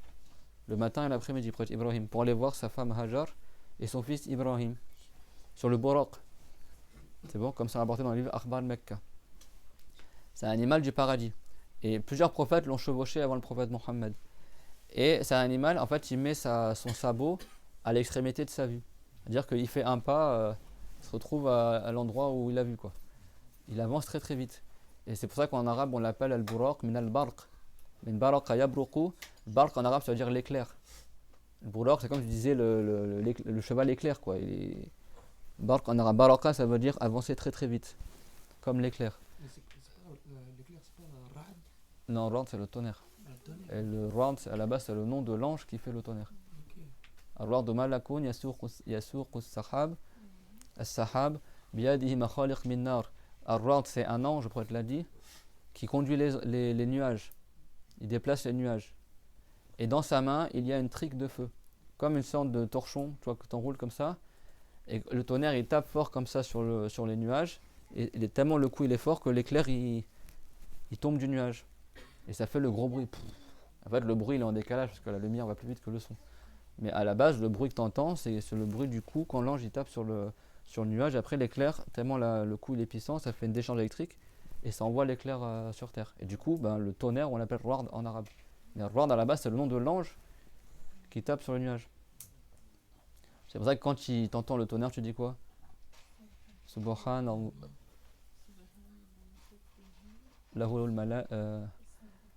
Subhanallazi yusabbihu lahu ar-ra'du bihamdihi wal malaikatu min khifati. Ça veut dire n'a aucun défaut celui dont fait l'éloge ar-ra'd, par la louange de Allah, et dont les anges font l'éloge par crainte de Allah azza wa jal. Tu dis ça quand tu entends le tonnerre. Subhanalladhi yusabbihu lahu ar-ra'du bihamdihi wal malaikatu min khifati. Si je me trompe pas. C'est bon? Les effets naturels que tu vois, la tempête, le vent, la pluie, tout ça, c'est les anges. Hein. C'est l'ange qui est chargé de faire pousser les plantes et la pluie. C'est Mikaïl, alayhi salam. Chaque année, il y a la même pluie qui tombe, mais c'est réparti différemment. Mais la quantité d'eau est toujours la même chaque année.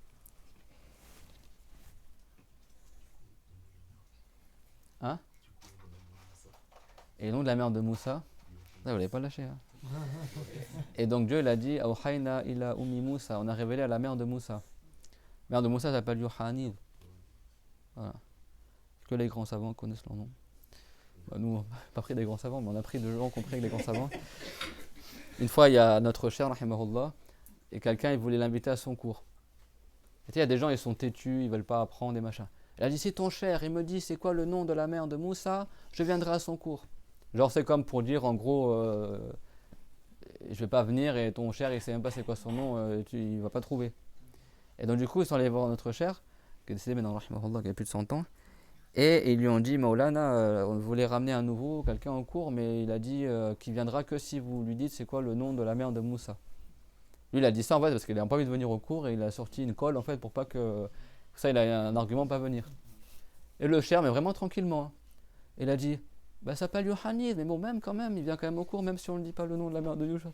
Et ça les savants ils disent c'est que les grands savants ils connaissent son nom, à la mère de Moussa.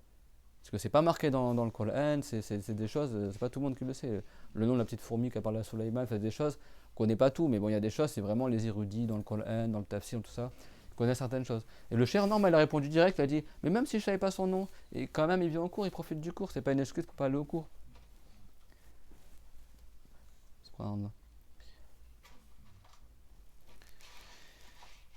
Moussa alayhi salam. Et du coup, quand il était sur la montagne, il a reçu la révélation, il a dit Wayassir li amri, et facilite-moi mon affaire. Et le fait d'aller appeler à l'islam Pharaon. Vous suivez dans l'histoire, c'est bon. On est parti en arrière, on revient. C'est bon, ellipse temporelle. On revient après qu'il a reçu la révélation. Et après, il a dit Wahlul uqdatam min lisani yafqahu qawli. Je compte sur toi pour que tu me rappelles les sujets que j'ai délaissés, c'est bon. Et après, il a dit et défais un nœud de ma langue. Et les gens comprendront ma parole. Alors si quelqu'un n'a pas appris la religion, vous avez vu? Tu sais, quand ça fait 3 cours ou 4 cours que je vous dis, celui qui lit dans les livres, il s'oblige, il s'égare.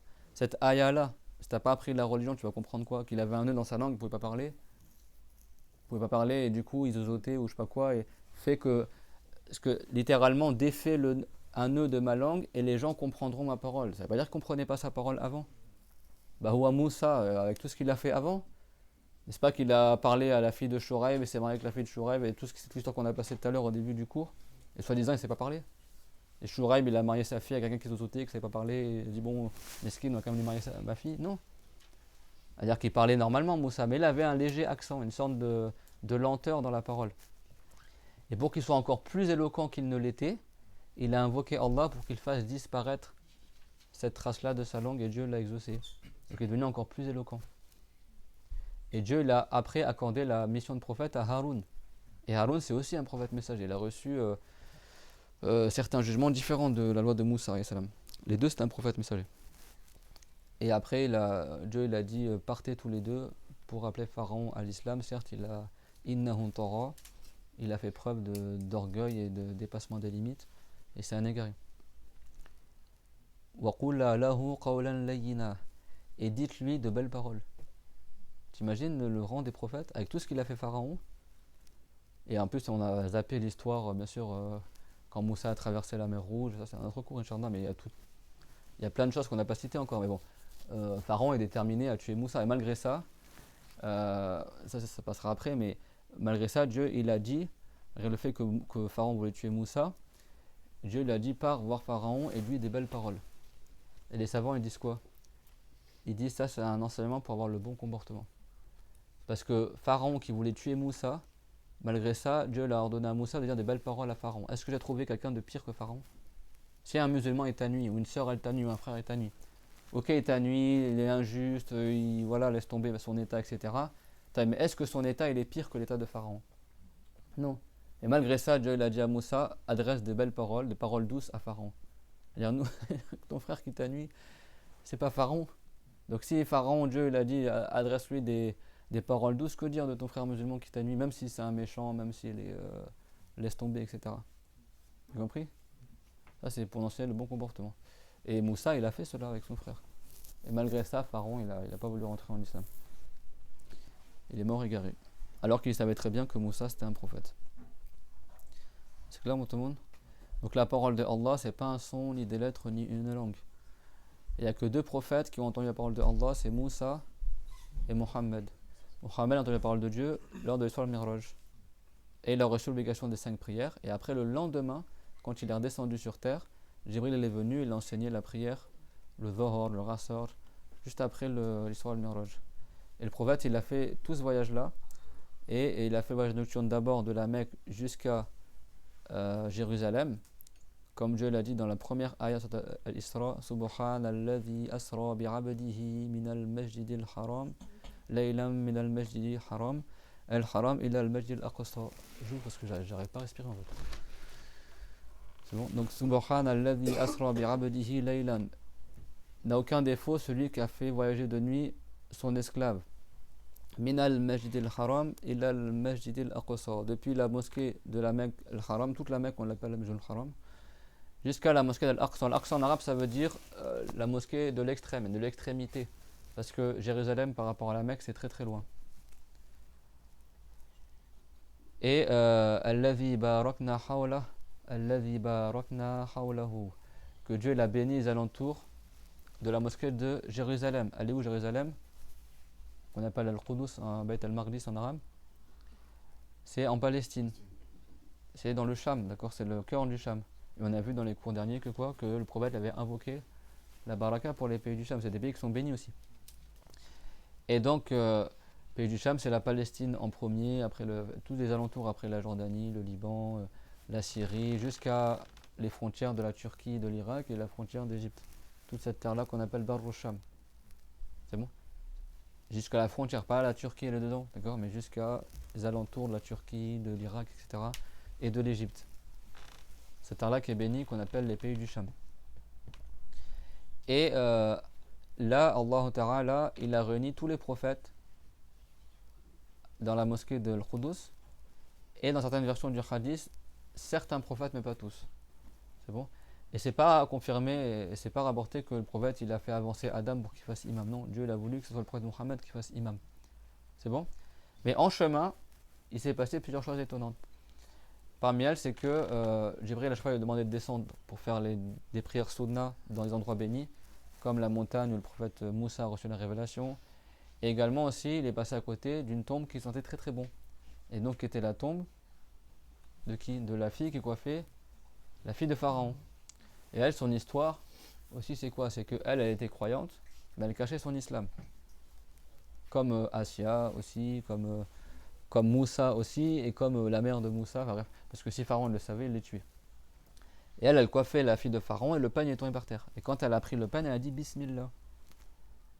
Je commence par le nom de Allah. Et là, sa fille, la fille de Pharaon, s'est étonnée, elle a dit mais Awalaki Rabbun ghayru abi. Elle a dit mais est-ce que tu aurais un seigneur autre que mon père? Parce que pour eux, ils considéraient que Dieu c'est Pharaon, hein, et elle a dit, mais vraiment confiante, hein. Elle a dit Naram, Rabbi wa Rabbu abi Allah. Elle a dit wa Rabbu abi qui Allah. Elle a dit mon Seigneur, le Seigneur de ton père, c'est Allah. Et là, la fille, ça l'a pas plu. Elle a dit, je vais en parler à mon père, etc. Et du coup, le pharaon, il a fait convoquer cette femme-là, qui était la servante de sa fille, sa coiffeuse, et il lui a demandé de quitter l'islam. Il lui a demandé comment ça, on m'a dit que tu adorais autre que moi. Elle a dit, oui, j'adore Allah. Et elle avait des enfants, plusieurs enfants, dont un bébé qui était encore nourrisson qu'elle tenait dans les bras. Et Pharaon, il a demandé qu'elle quitte l'islam, elle a refusé. Du coup, il a fait chauffer un chaudron d'eau avec de l'huile, et c'est devenu très très bouillant. Et il a pris le premier enfant de la femme, il l'a jeté vivant dans le chaudron. Elle a dit, si tu ne quittes pas l'islam, je jette ton enfant dans le chaudron. Elle n'a pas voulu quitter l'islam et il a mis le premier enfant dans le chaudron. Tellement l'eau était bouillante que directement la peau elle se détachait des os. C'est comme quand tu fais bouillant du poulet dans l'eau là. Malgré ça, elle est restée confiante. L'autre enfant, et comme ça tous les enfants devant elle, il les a tués comme ça. Et après il restait que son bébé qu'elle avait dans ses bras. Et là Pharaon il a pris le bébé pour le mettre dans le chaudron. Et là ça lui a fait c'est pas elle a hésité à quitter l'islam bien sûr, mais ça lui a fait, elle a un peu fléchi. Et là Dieu il a fait que le bébé de cette femme là il parle. Et le bébé lui a dit oh ma mère. Elle a dit patiente, car certes le châtiment de l'au-delà et le châtiment du bas monde est beaucoup moins pire que celui de l'au-delà. Même si nous on meurt comme ça bouilli vivant dans le chaudron, c'est toujours moins pire que d'être châtié en enfer.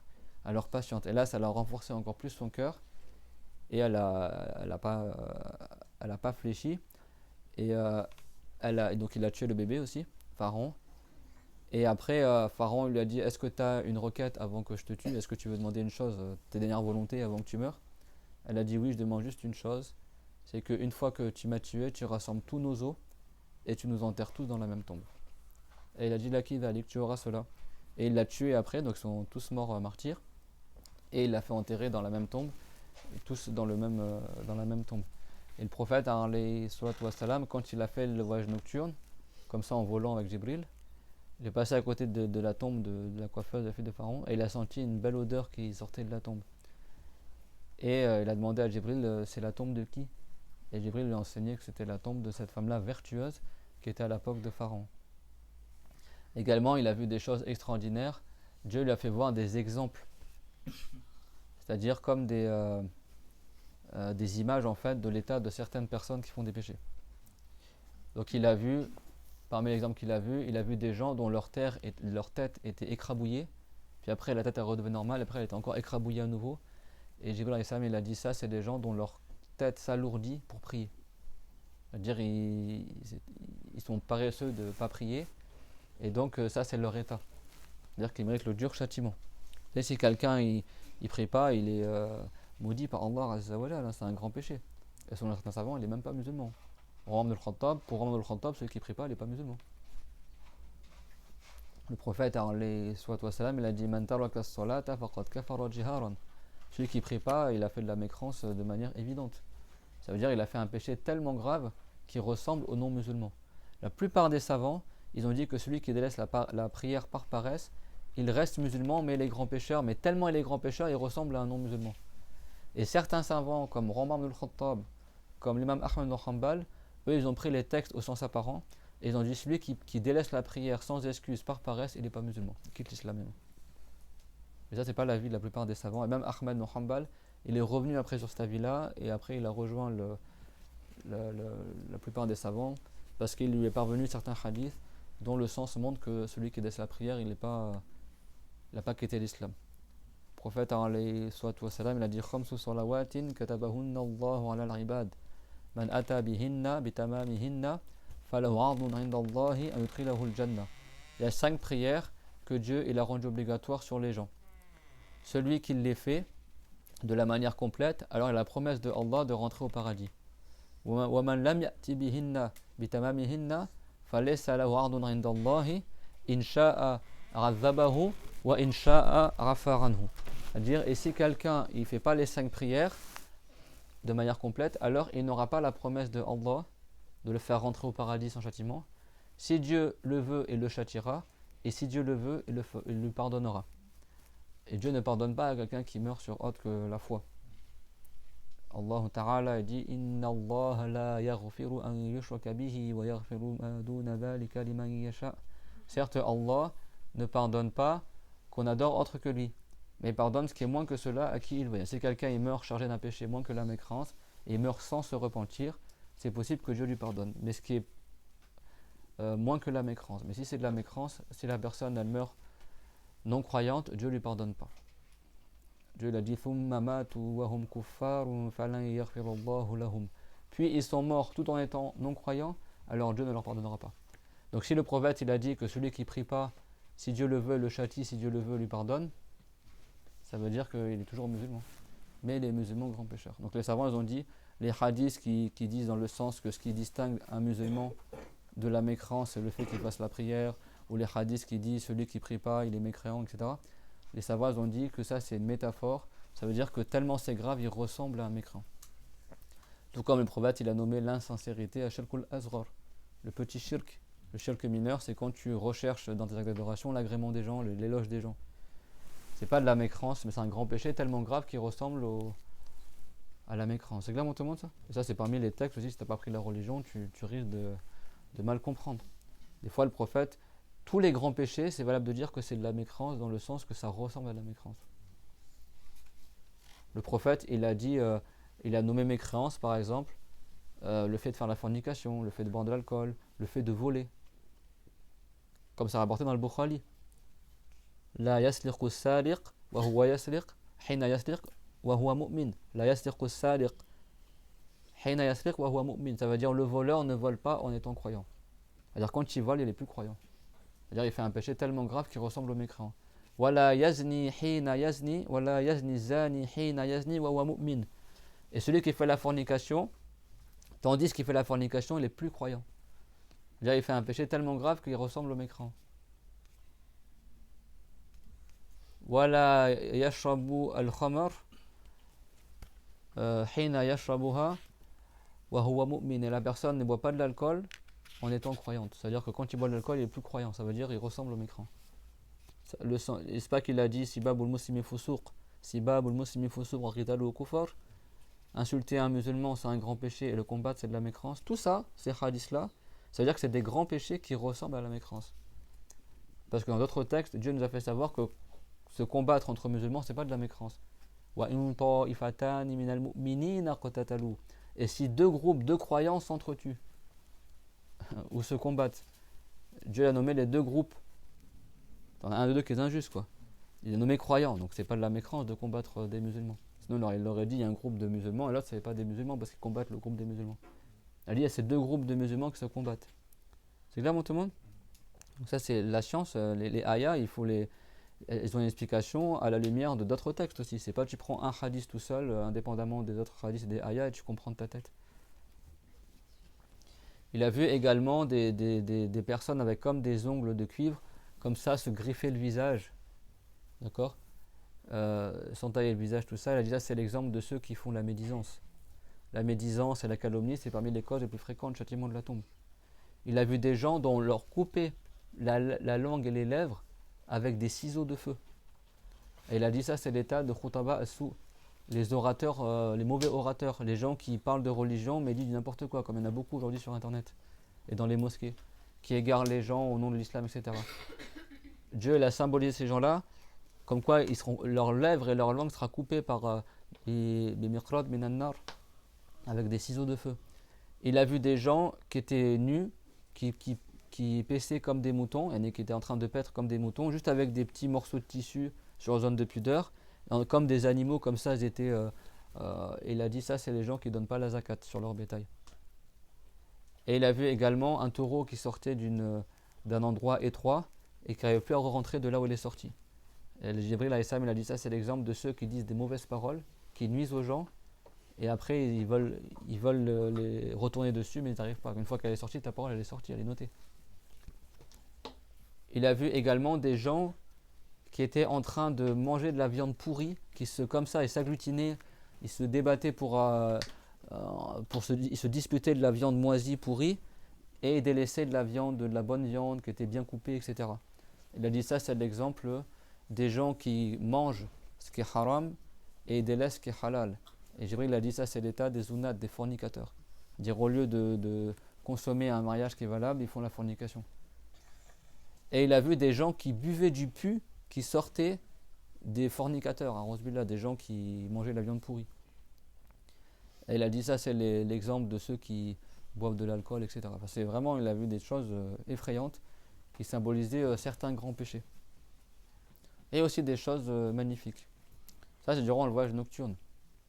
Quand il est arrivé à Jérusalem, Dieu a réuni pour lui tous les prophètes. Et le prophète Mohammed, il a prié comme imam avec tous les prophètes ou une grande partie des prophètes. Et la mosquée de Jérusalem a été agrandie pour que tous les prophètes y rentrent. Vous savez, le mur des lamentations, là, ils disent là. Et en fait, ce mur-là, il y a un petit anneau. C'est l'anneau du Borak. C'est là où les prophètes attachaient le Borak à chaque fois qu'ils arrivaient à Jérusalem. Le prophète a attaché le Borak ici. Et après, il est monté, il a fait la prière avec les prophètes. La mosquée de Jérusalem, Al-Masjid Al-Aqsa, c'est pas juste la mosquée du Rocher ou la mosquée qui est de l'autre côté. C'est tout le plateau. Avec le parc, les arbres, tout ça. Tout le plateau qui est de forme un peu rectangulaire là. Où tu as la mosquée du Rocher là et tu as l'autre mosquée de l'autre côté. Et entre les deux, tu as des escaliers, tu as des arbres, tu as des jardins. Tout ça là, tout l'ensemble de ce relief là, c'est la mosquée de l'Aqsa. C'est pas juste la mosquée du Rocher, comme certains s'imaginent, ou l'autre mosquée qui a le dôme vert. C'est tout l'ensemble de la place, tout l'étendue du plateau en fait. Et là après, Dieu il a fait descendre une échelle qu'on appelle Al-Mi'raj, qui a un barreau en or, un barreau en argent. Et le prophète est monté dessus et il est monté dans les cieux. Et au premier ciel, il a rencontré le prophète Adam. Au deuxième ciel, il a rencontré le prophète Isa et Yahya. Au troisième ciel, il a rencontré le prophète Youssouf. Et il a dit Waqad urtiya Shatru al-Husni, comme il le rapporte Muslim, à dire que Dieu l'a accordé au prophète Youssouf la moitié de la beauté. C'est-à-dire de toute la beauté que Dieu l'a répartie parmi les humains, Youssouf il en avait la moitié. Et le prophète Mohammed, il lui a été donné toute la beauté, machallah. C'est le plus beau des humains. Après, il est monté encore plus haut. Tu avais le prophète Idris, tu avais le prophète Moussa, le prophète Ibrahim. Moussa, il était au 6e ciel, et le prophète Ibrahim, il était au 7e ciel. Et quand il est arrivé au 6e ciel, tu as l'arbre magnifique qu'on appelle Sidratul Muntaha, le jujubier de l'extrême. Pourquoi on l'appelle le jujubier de l'extrême? Parce que les anges qui sont en haut de cet arbre-là, ils ne descendent pas plus bas. Et les anges qui viennent d'en bas, ils ne peuvent pas aller plus haut. Et Jibril alayhi salam, même lui, il n'a pas continué la route avec le prophète, il l'a laissé au 6e ciel. Et c'est un arbre qui prend racine au 6e ciel et qui monte, il traverse le 6e ciel, il traverse le 7e ciel et ses branches, elles montent jusqu'au paradis. Imagine la taille de l'arbre, quoi. Et c'est un arbre duquel on mange ses fruits. Les gens du paradis, ils mangeront des fruits de cet arbre-là. Et c'est un arbre qui est magnifique que le prophète, il a dit, on n'a même pas les mots pour décrire sa beauté. Sidratul Muntaha. Et là, auprès de l'arbre Jibril de l'extrême, Jibril alayhi salam, il s'est montré sous sa véritable apparence une deuxième fois. La première, c'était à Adjad. Et quand il est montré sa véritable apparence, Jibril alayhi salam, le prophète, il a demandé à Allah, parce que Jibril alayhi salam, il venait souvent sous l'apparence d'un humain, d'un très bel homme, parmi les compagnons qu'on appelait Dihya al-Kalbi. Et souvent, Jibril, il prenait l'apparence de cet homme-là quand il visitait le prophète, alayhi salam. Et donc le prophète, lui, il s'imaginait que Jibril, il sait que c'est un ange, mais il pense qu'il a une taille, la même taille qu'un être humain. Donc il a dit, demande à ton Seigneur qu'il me fasse voir ta véritable apparence. Et donc Jibril, il a invoqué Allah, et Dieu, il a fait voir la vraie apparence de Jibril au prophète Mohammed. Sauf que le prophète Mohammed, il ne s'attendait pas du tout à voir ça. C'est-à-dire qu'il a vu un corps tellement immense que ça remplit entre l'Orient et l'Occident. C'est-à-dire que ça a recouvert tout ce que tu vois du ciel, quoi. Et tellement c'était impressionnant, nous on serait morts si on aurait vu ça. Le prophète s'est évanoui. Il n'a pas supporté et s'est évanoui. Et là, Jibril alayhi salam, il a repris forme humaine, il a serré le prophète dans ses bras. Le prophète s'est réveillé, il a dit, je ne pensais pas que Dieu il a créé une créature telle que toi. Je ne pensais pas qu'il y avait des créatures aussi grandes, quoi. Il ne pensait pas que Jibril, parce que comme les anges sont des corps impalpables, ils peuvent se rétrécir, s'agrandir comme l'âme. Certains savants ils disent que l'ange Israfil, qui est un ange immense, qui est encore plus grand que l'ange Jibril, et on verra tout à l'heure combien fait sa taille, ils disent par crainte de Allah, il se fait tout petit, comme la taille d'un oiseau, par humilité envers Allah Azza wa Jal.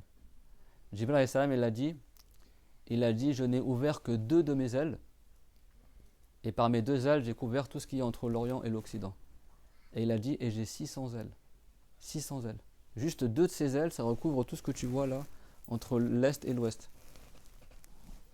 Et après, il a dit, et Allah Ta'ala, il a créé Israfil, qui lui aussi a 600 ailes. Et il a dit, chacune de ces ailes, elle fait ma taille à moi. Imagine les ordres de grandeur, quoi. C'est ça que Allah Ta'ala, il a fait que les anges, c'est les plus fortes des créatures. Et donc la première fois, à Adjad, il s'est évanoui, le prophète, alayhi salam. Mais le prophète Mohammed, alayhi salam, tout le temps, il augmentait en perfection. C'est-à-dire que tout le temps, le prophète s'améliore. Dieu fait que le prophète, chaque jour, il devient plus parfait. Le prophète Mohammed, Allah Ta'ala, sa perfection, elle ne change pas. On ne dit pas Dieu, il augmente en perfection et diminue. Parce que Dieu ne change pas. Il est éternellement parfait d'une perfection qui est digne de lui. C'est-à-dire qu'il n'est pas concerné par les attributs des créatures. Il ne nous ressemble pas. Ni aux humains, ni aux anges, ni aux cieux, ni à la terre, etc. Mais le prophète Mohammed, alayhi salam, Dieu a fait qu'à chaque fois le prophète il s'améliorait, il devenait plus savant, il avait encore plus de crainte, encore plus parfait, etc. Et donc la deuxième fois qu'il a vu le prophète Mohammed alayhi salam, il a vu l'ange Jibril, comme il augmentait à chaque fois en perfection, la deuxième fois il ne s'est pas évanoui. Et donc, et puis en plus, avant de faire l'ascension, on a dit quoi? Que les anges ont ouvert le cœur du prophète avec un plateau en or, ils ont déversé dans le cœur du prophète, dans sa poitrine, ils ont lavé, comme ça s'est passé quand il était petit aussi. Et ils ont rajouté de la sagesse dedans, encore plus de foi, etc. Pour que le prophète, comme Moussa, avant d'aller voir Pharaon, il a demandé à Allah que Dieu renforce son cœur. Dieu a renforcé le cœur du prophète Mohammed par le fait que les anges, ils ont lavé encore sa poitrine, ils ont déversé dedans la sagesse, tout ça. Et donc, quand il avait les choses extraordinaires, Jibril, près du jubilé extrême, avant que Jibril quitte le prophète Mohammed, il s'est dévoilé à nouveau sous sa véritable apparence. Et là, le prophète ne s'est pas évanoui. Regardez la force du prophète. Et Jibril, tellement il aime le prophète Mohammed, imagine un corps immense comme ça. Il s'est rapproché du prophète Mohammed au point d'être à une distance environ juste de 2 coudées, environ juste 1 mètre. Imagine, tu vois un ange, mais immense, qui fait la taille plus que ce que tu vois du ciel, là, qui s'approche de toi à 1 mètre comme ça. Tellement il aimait le prophète Mohammed, il s'est rapproché tout ça. C'est ça que ça veut dire ثُمَّ دَنَا فَتَدَلَّى فَكَانَ قَابَ قَوْسَيْنِ أَوْ أَدْنَى dans le Coran. Puis il s'est rapproché, il s'est penché vers le prophète et il était à une distance de 2 arcs ou moins, c'est-à-dire de 2 coudées ou moins. C'est Jibril alayhi salam qui s'est rapproché du prophète Mohammed. Certains égarés comme les Wahhabites, ils disent quoi? Non, c'est Dieu qui s'est rapproché et au 6e ciel il a rencontré Dieu et après Dieu s'est rapproché du prophète Mohammed comme ça au point d'être à une distance de 2 sourcils. Mais n'importe quoi. C'est l'ange Jibril. وَلَقَدْ رَآهُ نَزْرَةً أُخْرَى عِنْدَ سِدْرَةِ الْمُنْتَهَى. Dieu l'a dit et le prophète Mohammed a revu une 2e fois l'ange Jibril auprès du jubilé de l'extrême. Et ça c'est une preuve quasi évidente dans le Coran que le prophète il a fait le Mi'raj. Parce qu'il y en a qui disent soi-disant, même parmi les gens du livre, ils disent soi-disant que le prophète il a fait l'Isra, il a fait le voyage nocturne, parce que c'est marqué dans le Coran, Subhanalladhi asra bi ramadihi laylan. Mais que le Mi'raj ça n'a pas eu lieu, c'est faux. Il y en a qui disent que c'était en rêve, soi-disant. Il dormait à côté de Aïcha et après il s'est réveillé. À cette époque-là, il n'était pas marié à Aïcha. Il s'est marié avec Aïcha après l'Hégire. Et l'histoire du Mi'raj, il a eu lieu 1 an avant l'Hégire. L'obligation de la prière, elle était 1 an avant l'Hégire. Et Khadija, radiyallahu anha, elle est décédée 5 ans avant l'obligation de la prière. C'est-à-dire 6 ans avant l'Hégire. À son époque, il n'y avait pas les 5 prières obligatoires à l'époque de Khadija. Mais comme on a vu, elle priait la prière de nuit avec le prophète Mohammed et une prière la journée aussi, comme il a rapporté Ibn Asakir. Mais la prière obligatoire des 5, elle a été rendue obligatoire 1 an avant l'Hégire. Et c'était juste après, c'était lors de l'histoire du Mi'raj. Et le prophète après, il a quitté le jubilé extrême, il a quitté Jibril aussi au 6e ciel, et il est monté, et il est arrivé à un endroit où il n'y avait personne avec lui, quoi. Et là, il entendait le bruit des anges qu'ils écrivent sur leurs feuillets et recopiaient la table préservée. Et il est monté au 7e ciel, il a rencontré son arrière-grand-père, le prophète Ibrahim alayhi salam. Après, il est monté au paradis, après, il a vu le trône. Et tout ça en une partie de la nuit. Et après le retour, il s'est ni fait par le Buraq, parce que le Buraq, il est retourné au paradis après, cet animal-là, et ni par le biais de l'échelle al-Miraj. Il est descendu sur terre par le biais du miracle. Dieu l'a refait descendre directement et après il est retourné à la Mecque. Et tout ça, ça a eu lieu environ dans 1/3 de nuit. C'est ça que Dieu l'a dit, Laylan. Et après le lendemain, il a raconté ça aux gens et les mouchekines ont commencé à se moquer. Ils sont allés voir Abu Bakr as-Siddiq, ils ont dit regarde ton compagnon, il prétend avoir parti de la Mecque jusqu'à Jérusalem en même pas une nuit, alors que nous, il nous faut plusieurs mois pour y aller, etc. Et Abu Bakr il a dit mais moi je le crois pour des choses encore plus forte que celle-ci, tu vois. Et c'est ça qu'il a été nommé Siddiq. Il dit moi je crois qu'il vient avec les nouvelles du ciel, avec la révélation. Et les mouchekines ils ont dit si vraiment tu es allé à Jérusalem, décris-nous la mosquée. Et le prophète il est parti la nuit là-bas, donc il n'a pas vu tous les détails de la mosquée. Mais le prophète il était à la Mecque et Dieu de loin il a surélevé la mosquée de Jérusalem et il a fait que le prophète Mohammed de loin, par le biais du miracle, il a vu devant lui la mosquée de Jérusalem. Et là, il s'est mis à décrire colonne par colonne, fenêtre par fenêtre, toute la mosquée. Là, il y a ça, là, il y a ça, là, il y a ça, là, il y a ça, là, il y a ça. Et là, tu avais certains mouchekines qui, eux, ils étaient revenus de Jérusalem, ils savaient comment c'était Jérusalem. Ils disaient Amma fil wasaf faqad asaba. Amma bil wasaf faqad asaba. Quant à la description, c'est vraiment exactement tel qu'elle est la mosquée. C'est ça que certains savants ils ont dit Ya wasif al-aqsa ataita bi wasfihi wa ka'annaka ar-rassam wal banna ou c'est-à-dire, toi qui as décrit la mosquée de l'Aqsa, tu l'as décrit tellement précisément que c'est comme si c'était toi qui avais dessiné la mosquée et qui l'avais construite. Et là, c'est un miracle du prophète Mohammed, alayhi salatu wassalam.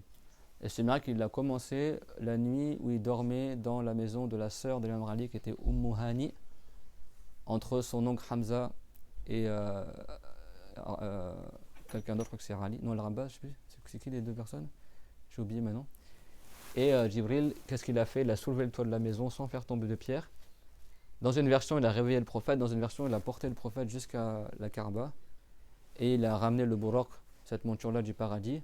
Et tellement il était content, le Buraq, de voir le prophète Mohammed, qui allait le chevaucher, que le Buraq s'est mis à se cabrer.